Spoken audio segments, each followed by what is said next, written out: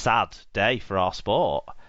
I think it's a sad day for our sport when a club ceases to exist. And I would hope that they don't cease to exist in the medium and long term. I would really hope that. I think in the short term, they've chosen to forfeit, and there has to be a consequence to that.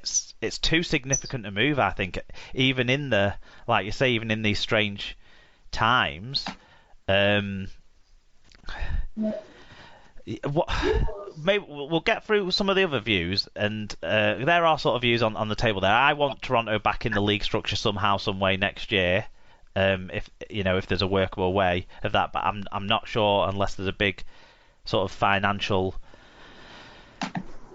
burden that they carry, that there's any way that can be in Super League. Is my sort of personal view at this stage before all the dust settles and that sort of thing. And yours, Sarah, is certainly demotion from Super League in one way or another. Yeah, I just don't see how they can carry on. Because otherwise, what's to stop another club another year sort of, oh, well, we're clearly going to be relegated or whatever, so we'll stop playing our matches. Well, I think that's that is the one difference here, isn't it? There was no clear circumstance that they were going to be relegated.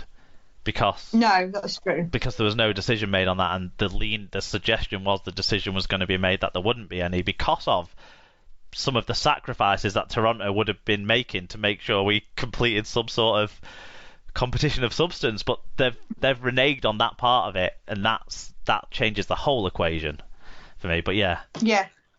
Let's get through some other views then. We'll start with your dad's view, John Scotter. He said, today's announcement makes you wonder if the visa issue was a smokescreen masking the reoccurring financial issues Toronto appear to have. Getting rid of players, Kate and Ackers, if we hadn't seen them signing Watkins all during the close down, plus the rumours of them in for Myler and Ward, it makes you question where the cash believed to be coming from. Well, I think the answer to that question is David Argyle and his fellow investors is where the cash is coming from. It's just those people seem to have the cash and be willing to spend it. It's just they're not necessarily willing to spend it on time and in the normal sort of way players and other clubs and creditors would expect them to be paid, but they do seem to have the cash. So that's the question now is how Super League regard a team jacking in a season midway. It's fair to bet that had it been Salford or Hull KR, then they wouldn't be reappearing next season. What do you think of that assumption your dad's made? Call me a conspiracy theorist, but I do agree with him. I think there'd be no talk about it continuing. If it was Rovers or Salford or Wakefield, probably, I think it'd just be right. Well, how are we going to replace them, and at what point are we going to replace them? I think it's only because it's Salford and it's only because it's Toronto and the RFL have got so much invested in them, and I don't mean the RFL have invested financially in them, but they've got such a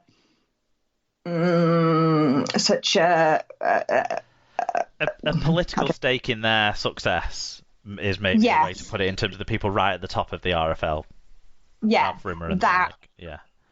Certainly the previous incarnation, even more so. But Nigel Wood isn't part of the RFL anymore. Yeah, but even so, I think therefore that they would like to save face, and I think that's the only reason that we are in discussion about what would happen, what it's going to look like going forward. I think, like you said, the conspiracy theorists, and I genuinely don't think that plays a part in this, and part of the reason why as well is Super League did put barriers in place for Toronto, didn't they? They made Toronto not quite jump through hurdles, but they got to a position where Toronto took no money again this year. Which if Toronto could have a do-over on, they would try and find some way of taking it, maybe even half their distribution that a club would have been earned by getting a place in Super League or something. If they'd had a do-over, know what was going to happen, and maybe that would have seen them through this spell. So I'm not sure. I get what you're saying about some people in the RFL, but at the same token, I think the sport could do without people who play those sort of political games in any case. But yeah, conspiracy theories abound about whatever's going to happen, I think, on both sides as well, isn't it? Because Toronto fans will be saying the exact opposite conspiracy theory, more along the lines of what I just put forward, I think, Sarah. Yeah, so Sandy Shipley... Your dad also asked a couple of other questions, sorry. Sorry. Because recurring correspondence from John today. He said, "What will the impact be on TV monies? Clubs have already lost 180,000. So, I'm not sure exactly what John means by this, but I think it's probably going to have a knock-on effect on the next contract. In that, I think the existence of Toronto in Super League was probably something the broadcasters quite liked as a publicity angle." It gave them a free thing to pin publicity on, especially with some of the signings that the club made beyond even the uniqueness of the club. But in terms of the contract has no reliance on the Toronto Wolfpack being in there, and the clubs take Toronto's share of the money anyway, so there's no more debt for the clubs to divvy up between them because Toronto aren't a part of that. The only impact on the broadcasting contract, I suppose, is whatever adaptations were agreed for the first 3 weeks or 4 weeks of the return season. That 21 games are going to be on Sky. Well, now it's only going to be 17 games, isn't it, in that period? So I don't know if that adds anything extra to the rebate. But if it did, the Super League clubs will be going to Toronto for that money, wouldn't they? Well, you'd think, yeah, because, yeah, it's their fault. Yeah, and then another thing he asked is when did Hull KR return from furlough with plans for them to resume on the 2nd of August? Would they have started back 1 week before if their first match was on the 9th of August? How much would this cost a skint club? It's unlike your dad to show any sort of sympathy towards Hull KR, but these are unprecedented times. He makes a fair point there, doesn't it? I don't know how much that 1 week extra cost would have been, but we would have expected them to return to training today, like all of the other clubs that are returning the second weekend. Yeah, I mean, it is, isn't it? It's things like that you maybe don't think of initially, but actually, as he says, for a skint club. But on the flip side now, does that actually give Hull KR a better prospect of the game after? Does it give them a better lead into their first game that maybe they can feel more comfortable with? Does it give them a chance to shoot up the table somewhat? And also, it means they won't be finishing bottom. So that's a positive for Hull KR. Yep. Every cloud day, Tom. We'll hear from him in a bit. There's a surprise. Shall I move on to the next opinion? Yes. Oh. We had more from your dad, but it's covered by other people, so... Okay. So Sandy Shipley, who is a Toronto fan, says, "I'm angry. How can this sport claim to be a family sport when they wanted to charge Toronto for using their pitch? Not much compassion there."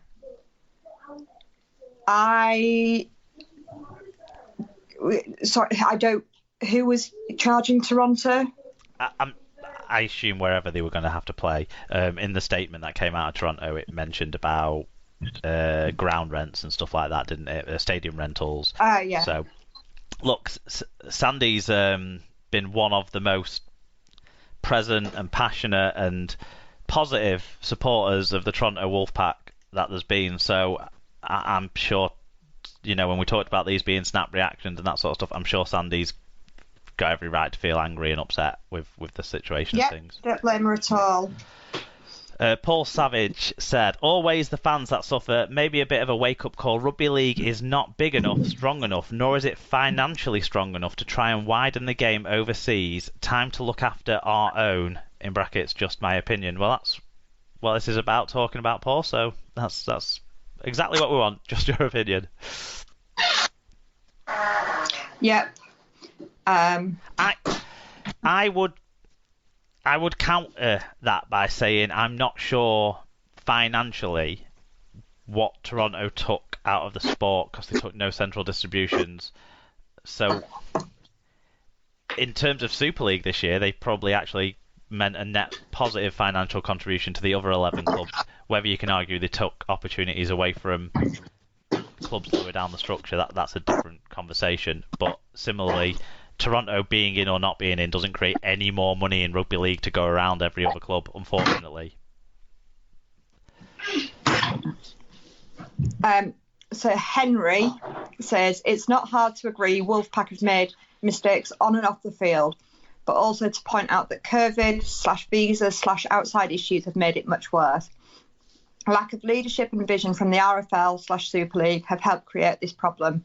Happy to take from the Wolfpack, not help them.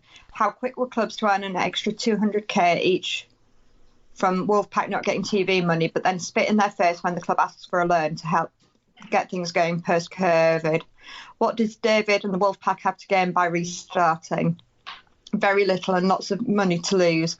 Short term, it may seem crazy, but this is probably the best move for the Wolfpack. And I'm glad that David is putting the future of the club first, rather than scrambling to fulfil the fixtures that only benefits the other 11 clubs. Maybe then people will see value Toronto added. Lastly, really glad to see David has guaranteed contracts of players and staff. We've seen other clubs rip up contracts or not honour them in the past, and to see Wolfpack guaranteeing pay is the right thing to do. So what Henry's done there is outline a lot of the issues, and I think he does raise a fair challenge about clubs being happy to take their extra money from the Wolfpack not getting anything at the start of the season, but when the Wolfpack go to the Super League asking for some financial support, the other Super League clubs basically say no can do. So I can see why Toronto fans would sort of feel that way and challenge that sort of thing. And I think it's a legitimate point to make. Whether the Super League clubs have any pots to piss in themselves to contribute and sort of loan, because I don't know how they'd be able to work that as it is. I'm not entirely sure, but I can get that point of view from a Toronto perspective. Yeah, I do see his point, and I